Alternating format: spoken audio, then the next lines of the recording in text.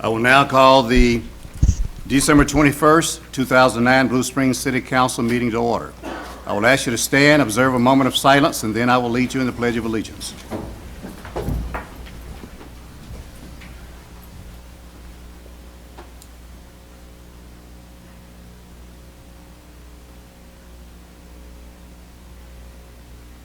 I pledge allegiance to the flag of the United States of America and to the republic for which it stands, one nation, under God, indivisible, with liberty and justice for all.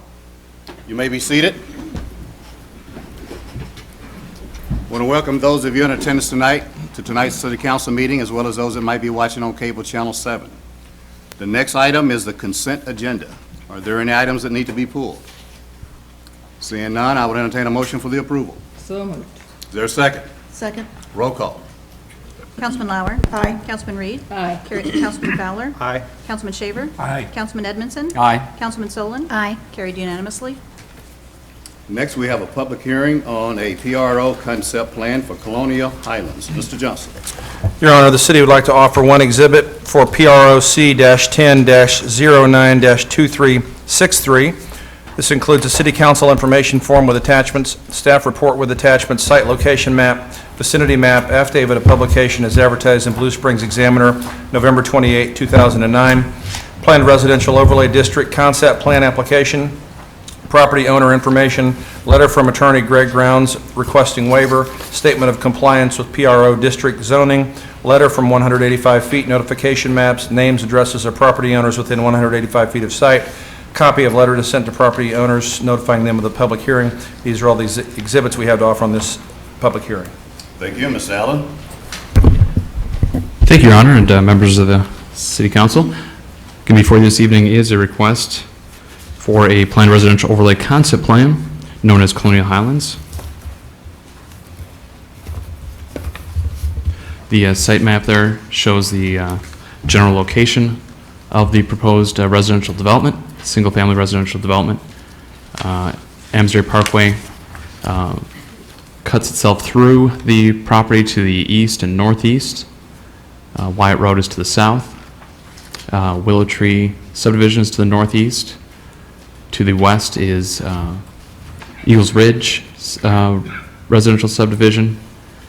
And to the southwest is property owned by Timothy Lutheran Church, and to the southeast is the existing Colonial Nursery commercial operation.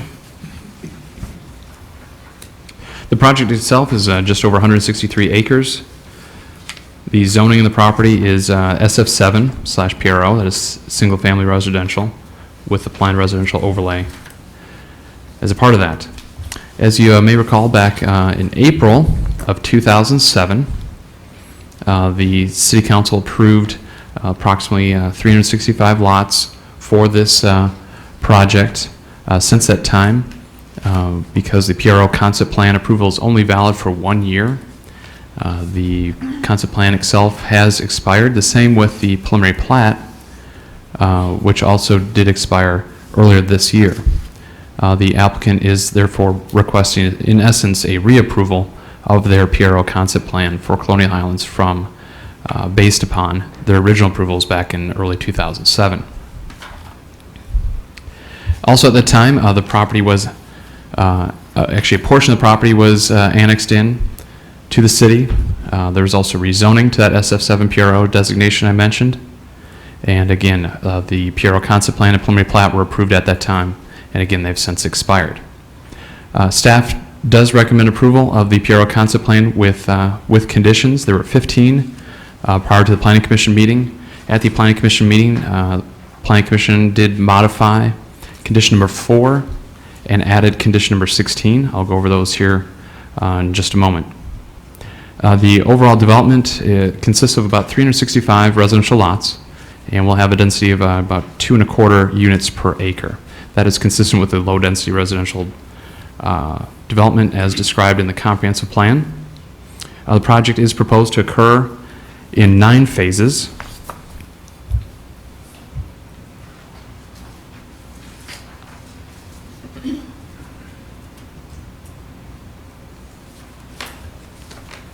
It's a little bit hard to see the bold outlines, but those are all 9 phases identified there. The one that's entirely highlighted in yellow is the first phase, and I'm sure the applicant will discuss that in more detail. That's the phase that's being proposed to move forward with additional approvals following consideration this evening. Should note that is one major change from the 2007 approvals. The first phase back in 2007 was located here off of Wyatt Road, and now with phase 1 is located off of Adams Day Parkway and future Major Road. Again, each of the 365 single-family homes would be developed on lots that would exceed 9,000 square feet, which is certainly well above the minimum 7,200 square feet for the SF7 based zoning. I'll talk a little bit more too about housing classifications. That was a large amount of the discussion at the Planning Commission meeting last week centered around that. To this point, specific details have not been, of the sizes, of the homes have not been provided, but those are required prior to or simultaneously with the final plat and or the PRO final plan approval. I believe the applicant or applicant's representative will discuss that in more detail actually tonight. But again, that's just in terms of timing, that's when it is the standard to have that submitted for consideration. The applicant is also required to provide a minimum of 8% of the site for open space. That's just over 13 acres. They have provided here 8.3%, about 13 2/3 acres for open space. I'll talk a little bit more about that here shortly. Again, the phasing plan, as I mentioned, addresses 9 phases of development with that major changes noted with phase 1 shifting over off of Adams Day Parkway and future Major Road. In terms of landscaping, just a conceptual landscape plan has been submitted. Tree preservation plan is also required. Those all need to be submitted at the time of the PRO final plan. Again, going back to the open space, what's being proposed with this development, again, is just over 13 2/3 acres, which would include 3 detention basins, neighborhood pool, and other passive areas.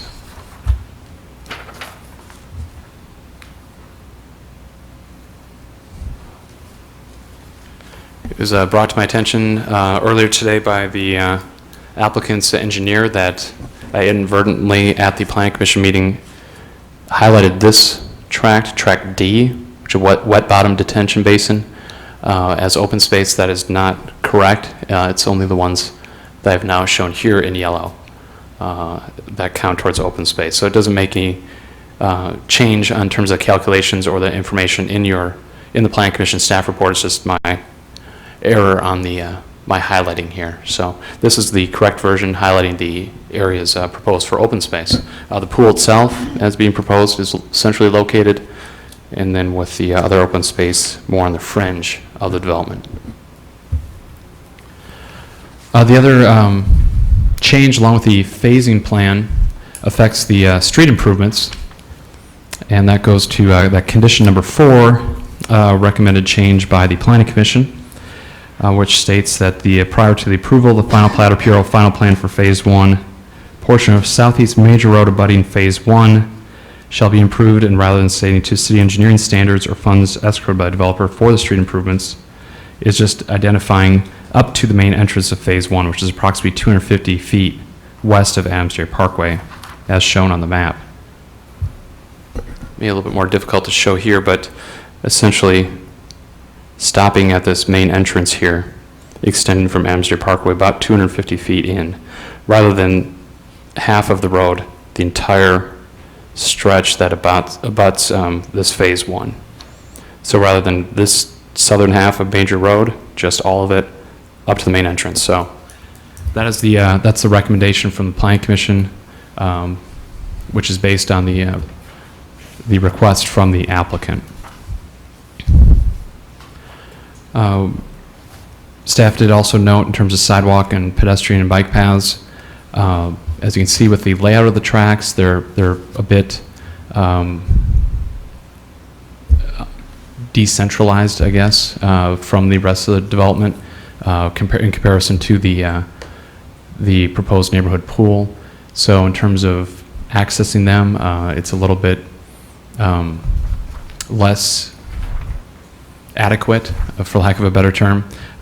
Just trying to paraphrase the comments made in the staff report. But as noted by the developer in their previous application, that they noted the homeowners association could decide to put in trails if it desired to do so.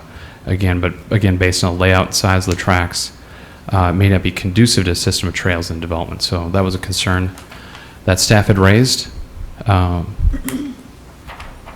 In terms of the architectural character, again, as it moves forward with the PRO final plan, that's when that information is being required. But I believe the applicant does have additional information for you this evening in terms of their varying styles, including ranch, story and a half, and two-story homes. So I'll defer to them for specifics regarding that. And then moving on to the bulk of the discussion from the Planning Commission is regarding the subdivision classification, or the housing classification, or the minimum floor area classification, all really meaning the same thing. What I handed out prior to the public hearing here is a little bit of a summary, as best as we could with the existing information in our files, highlighting some of the housing classifications and the developments surrounding the proposed Colonial Highlands. What's highlighted in green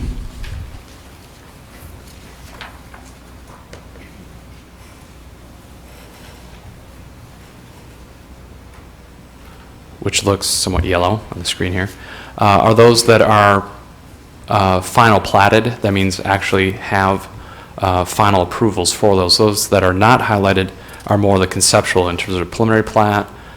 We have some for sale plats only, just an approved PUD concept plan, so nothing that's really finalized where you actually identify the specific housing classifications.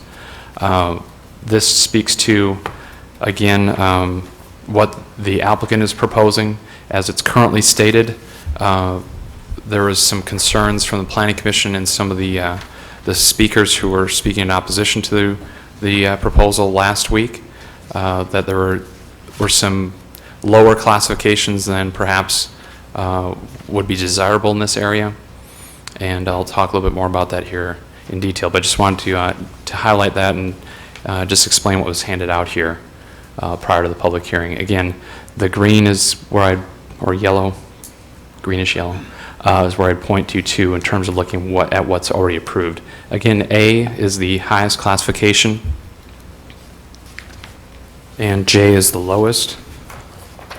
And attached to this, we include the minimum floor area information, again, A being 2,600, J being 850. So you see H, I, and J primarily with duplexes or other multifamily development, fourplexes and such, and A being the larger estate lots.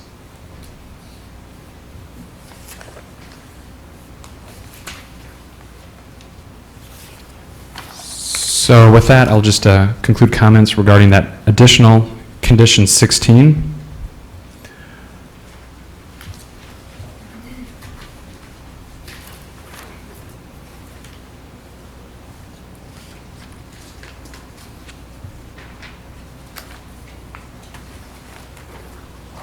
What's being proposed as it currently stands from the applicant, and again, I think they'll speak more to some options they're considering for modifying this request. As it stands now, they're looking at a proposed house classification of G, which is a 1,400 square foot minimum on the western area for 328 lots, this entire area. And then also the eastern area, that is east of Adams Dairy Parkway, would be F classification, 1,600 square feet. So the importance of that is with G abutting both Eagles Ridge, which in this area has a larger classification of D, 2,000 square feet, and also a smaller classification of J in the multifamily area. They're essentially kind of splitting the difference for this entire area. And staff did note that given the varying factors of the Colonial Highlands is adjacent to, it may not be appropriate to provide a single classification full livable floor areas. Plan Commission took that and other comments into consideration, and they are recommending condition number 16, which states that the lots 308 to 316, as shown in the PRO concept plan abutting Eagles Ridge subdivision, northwest corner of the development shall be increased to classification E, which is 1,800 square feet. Now, again, that's still not the one step down from G, but it is, it is the one step down from D, I should say, and it's certainly quite a bit more than J in terms of classifications. And you can see they're highlighted, the northwest corner. Those are the lots that were agreed to by the applicant to modify at the Planning Commission meeting and shown in condition 16. So with that, obviously defer to the applicant in terms of their any additional stipulations or conditions they'd like to present regarding that, but those are the major points of interest from the Planning Commission meeting and from staff's comments. Are there any questions of Ms. Allen from the council? Any questions? Seeing none, thank you, Mr. All right, Allen. thank you. Would the applicant come forth and be sworn in? Or a representative?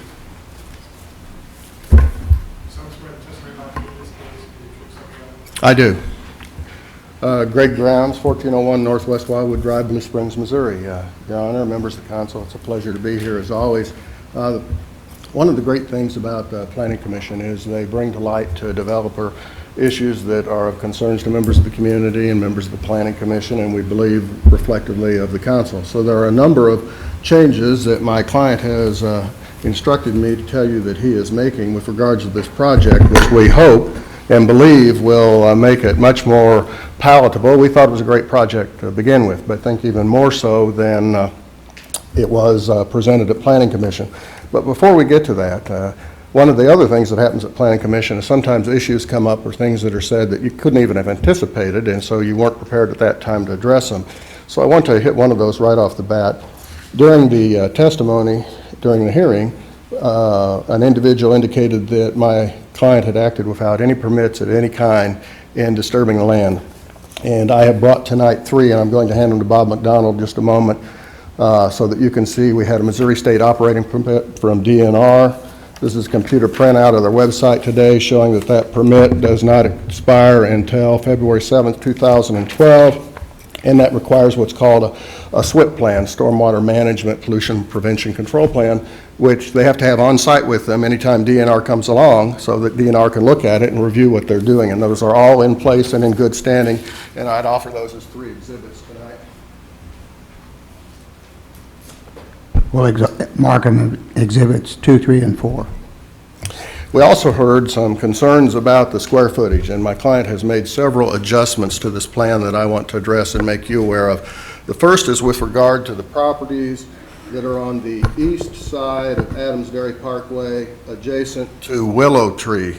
My client, in the restrictions and by means of any additions that the council wants to put on this approval, has agreed that those will match exactly what willow trees are right now. In fact, in some ways, they may end up being better, and that would be that if it's a ranch, it would have to have a minimum square footage of 1,800 square feet. If it is a story and a half, it would have to have 2,000 square feet, and if it is 2 stories, it'll have to have 2,200 square feet. Those are the same as willow trees. Also, because this was also the source of a discussion 2 years ago, in that the lots that abut Willow Tree, instead of being the 9,000, which is bigger than the minimum 7,200, some of those are 16,000 square feet. So they're good-sized lots, and we'd anticipate that the people who buy there may do exactly what Willow Tree people did and build bigger houses, but the same restrictions that were on Willow Tree. On the west side of Adams Dairy, this area here, at Planning Commission, and what was recommended was a 1,400 square foot minimum. What my client has in the restrictions that will be placed and recorded upon the land is that a 1,500, 100 feet bigger, would only be allowed for ranches. Otherwise, whether it's a story and a half or 2-story, it would be 1,800 square feet, so considerably bigger. And The reason for that, and the reason we didn't put a bigger classification, is people want the alternative to be able to put a ranch. And with the setbacks, even on a lot that is 2,000 feet bigger, so they can still have a yard, and sometimes people want a 3-car garage, the bigger the ranch gets, the harder it is to put it and make it economically viable for somebody when they're buying land at today's land cost. So that's why we would have the classification that would seem to be a lower classification, but in fact, the deed restrictions will have that it's 1,800 square feet unless and only if you build a ranch. And we still, of course, will go along with all the staff recommendations, which are those lots abutting Eagles Ridge that will all be 1,800, so there won't be any ranches up there whatsoever. We also heard some concerns about stormwater runoff, and my client has agreed and wants to state on the record that he will immediately seed the slopes of the drainage area to the detention basins, particularly the one that is in Phase 2, Track D, down by Wyatt Road. That will be done by February 1st. The others will be done as soon as weather changes and it can be done, so as to avoid muddy road runoff as soon as those plants can become rooted and growing. And finally, well, I shouldn't say finally, because I always think of something extra. 2 other comments. The first is there was some question about trails. This is a project that when it first went through, my client agreed to put sidewalks on both sides of the street. So that's something different than we see in Blue Springs. So it allows for some extra pedestrian movement. And then finally, I have brought tonight the engineer, if there would be any questions about stormwater runoff, because I'm not an expert in it, but can address any questions you might have. So if there are questions about that, we have that engineer here available to talk about any concerns about runoff. I'd be glad to address any questions the council has. Questions, Mr. Grounds? I had one question, Your Honor. Councilman Sullivan? Can you run through those numbers again for me? You said the west side of Adams Dairy Parkway would be 1,500 square feet for a ranch, 1,800 for a story and a half, and 2,000 No, for a two-story? No, 1,800, whether it's a story and a half or 2 stories on the west side. All right, on the east side, it was 1,800 for a ranch, 2,000 for a story and a half, and what was the square foot? 2,200 for 2-story. Okay, thank you. Any other questions? Yes. Councilman Lauer? Mr. Grounds, on the east side, how many lots is that representing? Or what portion of the development? 50 some odd lots. Any other questions? Your Honor, I had one more question. Councilman Sullivan? I know there was some concerns on the homeowners that live on Wyatt Road. There's 5 lots right there on Wyatt Road. Would the developer be willing to put the same kind of restrictions regarding the housing with the 1,500 on the ranches, and then 2,000 on the 2-story? It's the 5 lots on the bottom there. It means that no ranches there, the 1,800, the same as is up by Eagles Ridge? No, the same restrictions that are being placed on the Adams Dairy Parkway on the east side for those 5 homes, because they're abutting some nice homes across the street on Wyatt Road. If I can ask him that question.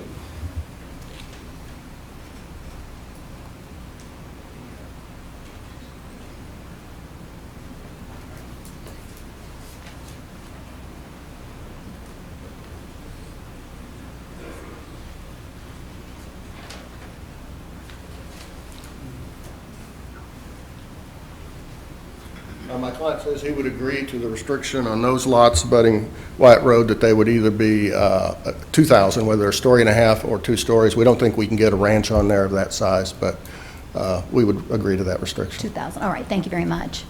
Any other questions? Councilman Fowler? Yeah, just so the applicants say it, not me a little bit later on, 365 single-family homes and 0 multifamily. That's So- correct.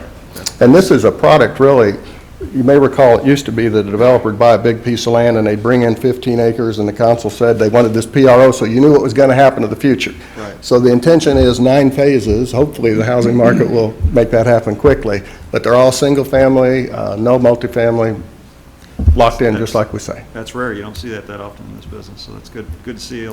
That's where we've been wanting to go, so. Any other questions? Councilman Shaver, did you have one?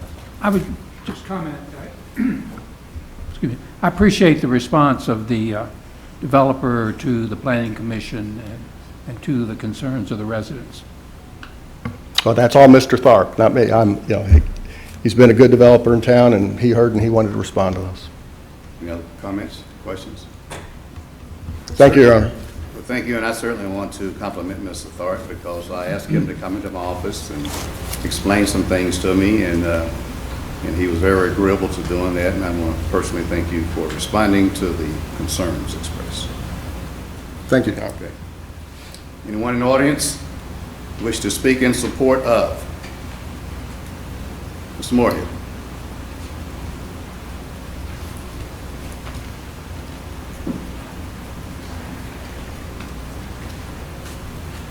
So I swear the testimony about to give in this case, be the truth, so Tom Moorhead, 2201 Southwest Newton Circle, Blue Springs, Missouri. And I just want to thank Jim. He's a good builder and it's been a good project. Thank you. You're welcome. Thank you. Anyone else? Speak in support of? Seeing none, anyone wish to speak in opposition to? In opposition to? I'm about to hit that gavel.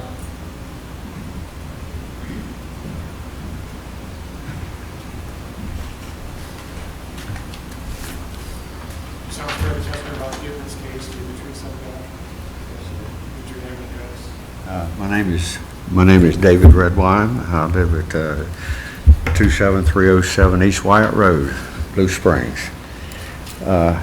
What our concerns are with this developer is not the fact that we're getting development here, which we are for. It happens and everything.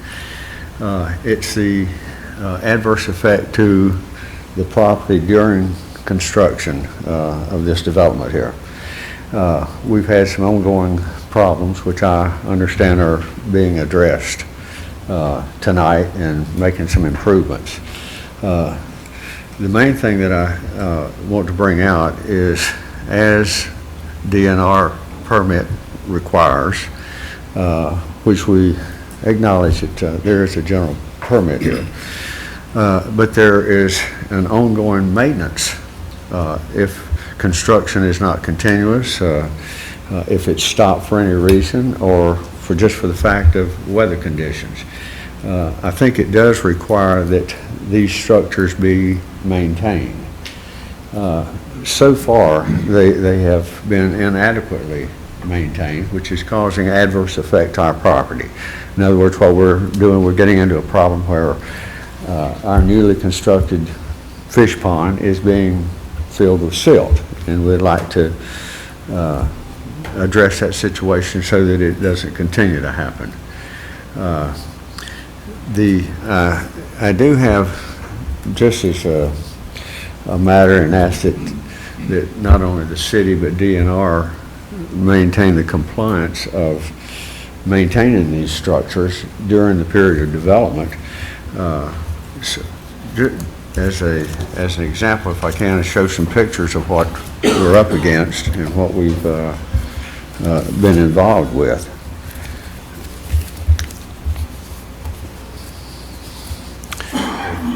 If I know how to do these things. Someone will assist you if you doesn't get it.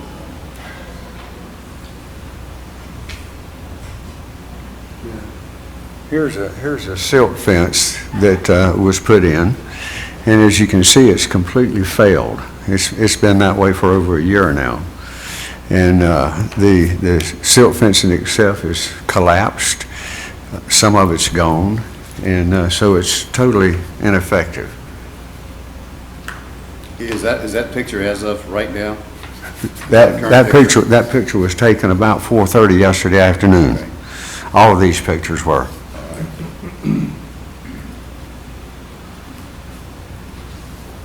There's a different area of silt fence. As you can see, it's totally destroyed, gone, and not maintained.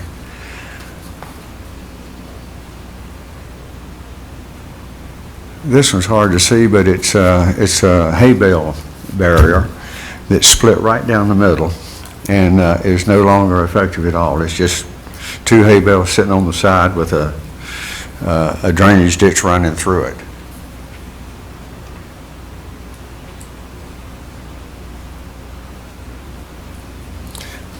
Here's erosion runoff that goes into this existing silt pond. So you can see that the barriers have not been effective. And at the upper side, you can see the silt that's flowing into this pond and then subsequently running out of it. Now, can you help me? That picture is going, that ditch is running north, which way is toward Wyatt? This picture is running from Wyatt Road down here at the bottom into the silt pond. Okay. So it's to the south of Wyatt. Here's the silt at the end of that ditch that goes into the pond.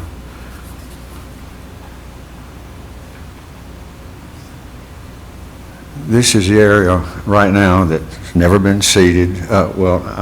Correct myself. There was a little bit of seed scattered on it, but you could walk it and very seldom would your foot ever touch a seed. So as you can see, there's very little or no vegetation around here to control any erosion.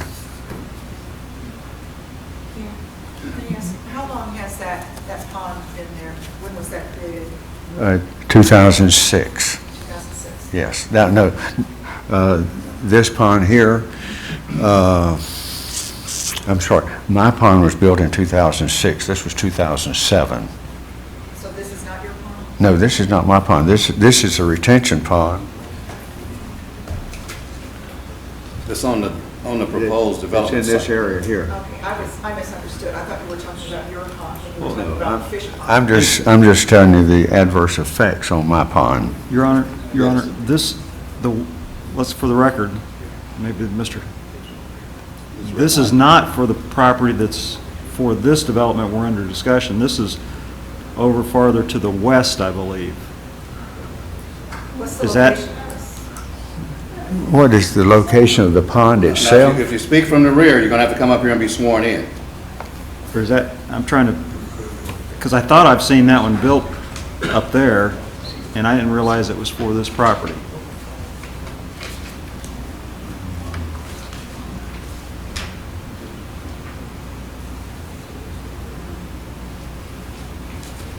This is this area right here. That's what you're showing us right there in the corner. I'm sorry? The pictures that you're showing us, there's Are- a detention basin right there in the corner, right there. This area Right, right here. okay. Okay, for some reason, I thought that had already been under, that one started in '08, maybe? I'm sorry? Okay. It was started in '07. I personally spoke with the guy on the bulldozer as he was doing it, all right. because I was concerned as to what was going on. Even asked him at the time, from the first day he was there, if when he finished bulldozing, was he going to put any grass seed down there to keep erosion away? He said, "I don't know, I'm just working here." You know, which I understand.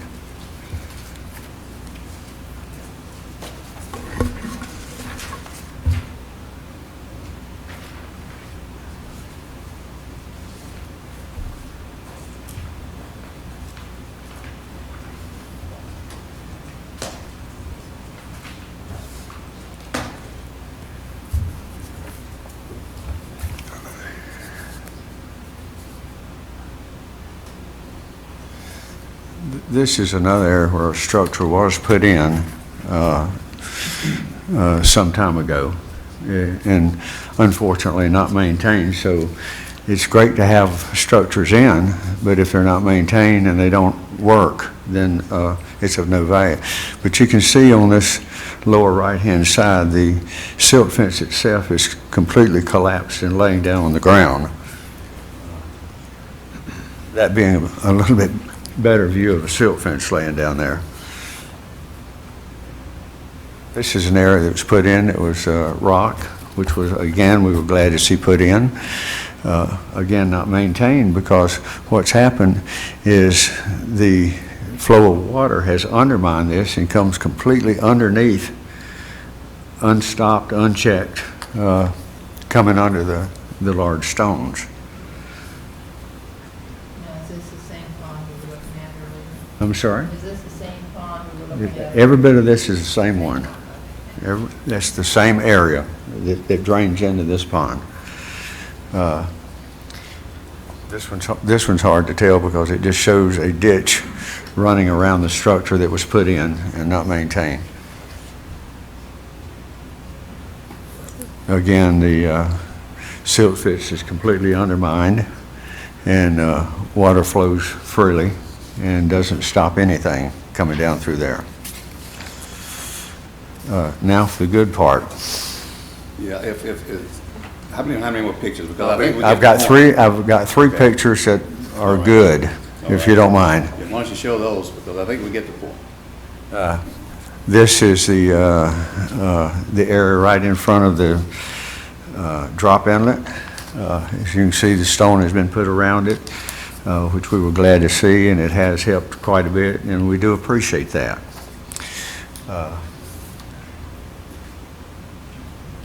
Same area, showing the drop inlet up at the top. They did come back in and put some smaller stone around the drop inlet. They did wrap it on 2 different occasions with silt fencing, which has helped in that area. The last picture that I'm showing here, in the top left-hand corner is Wyatt Road.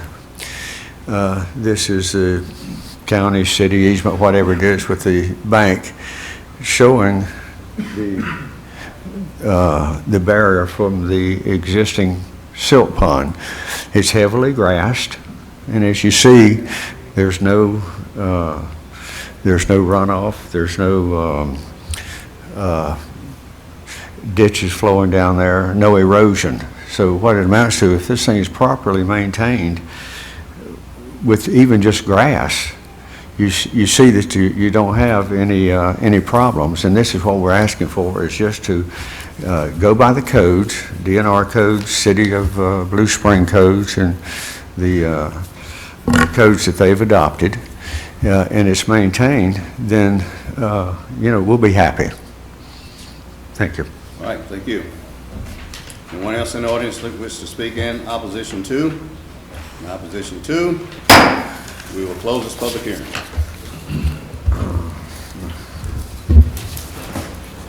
Is there anyone like to introduce?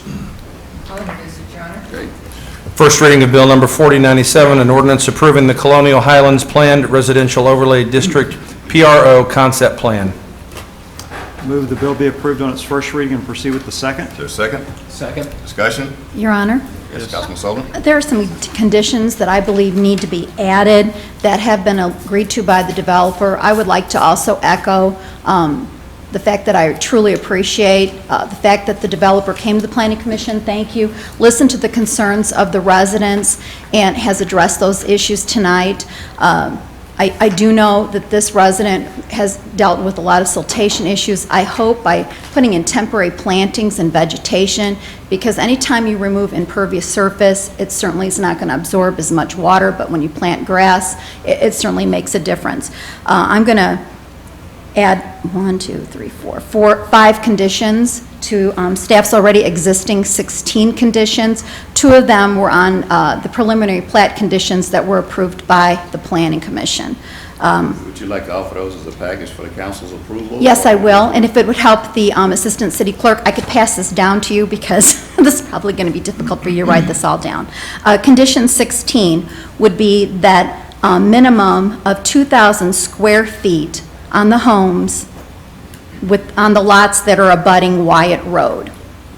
On the homes on the east side of Adams Dairy Parkway, if I'm mistaken, correct me on this, 1,800 square foot minimum for ranches, 2,000 square foot minimum on story and a half, and 2,200 square foot minimum on 2-story homes.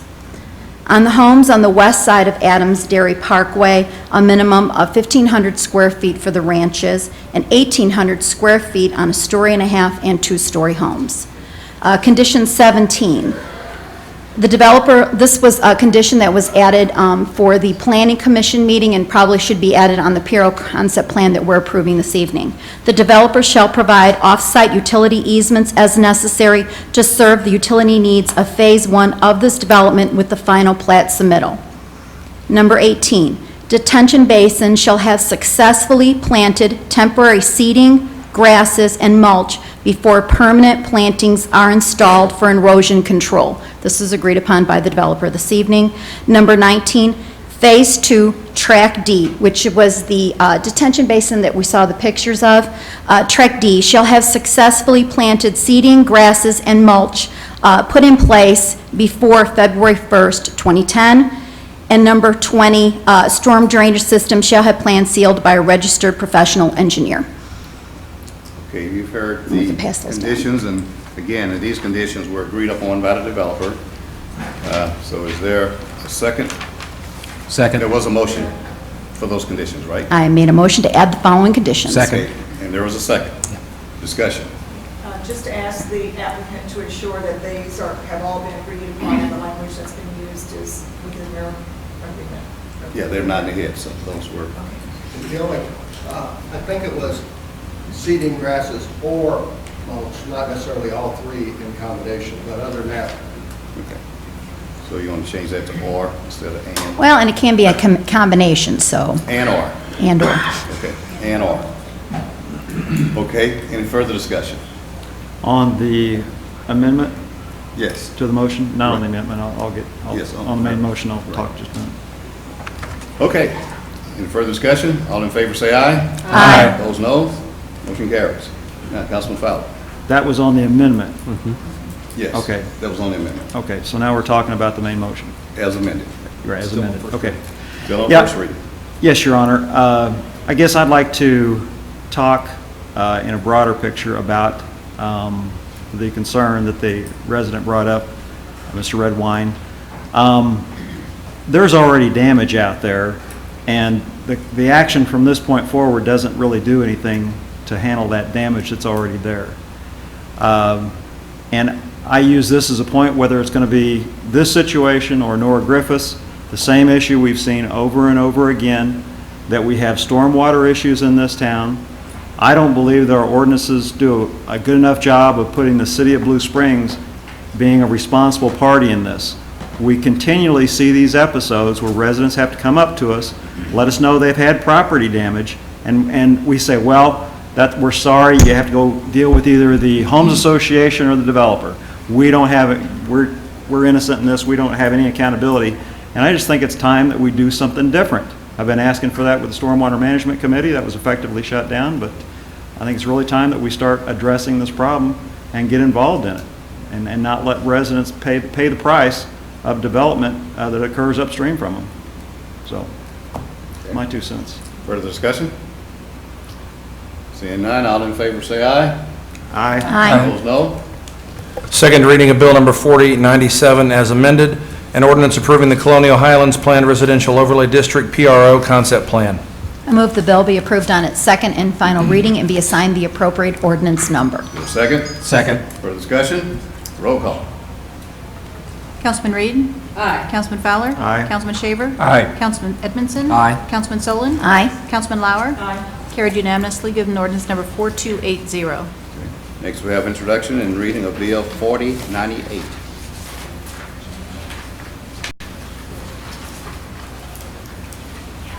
I'll introduce it, Your Honor. All right? First reading of Bill Number 4098, an ordinance amending Schedule 2 speed limits of Title 3 traffic cases in the Blue Springs Code of Ordinances to change the speed limit to 35 miles per hour from 45 miles per hour on Northeast Coronado Drive from Adams Dairy Parkway to the east city limit. Move the bill be approved on its first reading and proceed with the second. Is there a second? Second. Discussion? All in favor, aye. Aye. Those no. Second reading of Bill Number 4098, an ordinance amending Schedule 2 speed limits of Title 3 traffic cases in the Blue Springs Code of Ordinances to change the speed limit to 35 miles per hour from 45 miles per hour on the Northeast Coronado Drive from Adams Dairy Parkway to the east city limit. Your Honor, I move the bill be approved on its second and final reading and be assigned the appropriate ordinance number. Is there a second? Second. Discussion? Roll call. Councilman Fowler? Aye. Councilman Shaver? Aye. Councilman Edmondson? Aye. Councilman Solon? Aye. Councilman Lauer? Aye. Councilman Reed? Carried unanimously, given ordinance number 4281. Introduction and reading of Bill 4099. I will introduce it. I'll introduce it, Your Honor. First reading of Bill Number 4099, an ordinance authorizing the mayor or city administrator of the city of Blue Springs to enter into an agreement with Foley Company for expansion of Sniobar wastewater treatment facility using federal ARRA funds. Move the bill be approved on its first reading and proceed with the second. Second. Second. Discussion? All in favor, aye? Aye. Opposed, no? Second reading of Bill Number 4099, an ordinance authorizing the mayor or city administrator of the city of Blue Springs to enter into an agreement with Foley Company for expansion of Sniobar wastewater treatment facility using federal ARRA funds. Your Honor, I move the bill be approved on its second and final reading and be assigned the appropriate ordinance number. Is there a second? Second. Roll call. Councilman Shaver? Aye. Councilman Edmondson? Aye. Councilman Solon? Aye. Councilman Lauer? Aye. Councilman Reed? Aye. Councilman Fowler? Aye. Carried unanimously, given ordinance number 4282. Okay, next is mayoral announcements. I have two. One is this is the last opportunity we have to recognize an employee that's going to be moving on to the federal government, and that's Meredith Parrish, our public information officer. And we certainly wish her well as she undertakes this new opportunity at the federal level, and certainly she will serve them as well as she served us over the last few years. If not, goodbye. See you later. Next is, in a few days, the old jolly person will be coming around, so we want to wish all of you in the audience, staff, council members, a very safe, festive Christmas season filled with many blessings, as we will not convene again until 2010. So we wish you all well. Those are the only mayoral announcements. Next, I have visitors, of which I don't have any visitors' appearance forms. So I would consider a motion to adjourn. Is there a second? Is there any discussion? All in favor, say aye. Aye. Opposed, no. This means adjourn.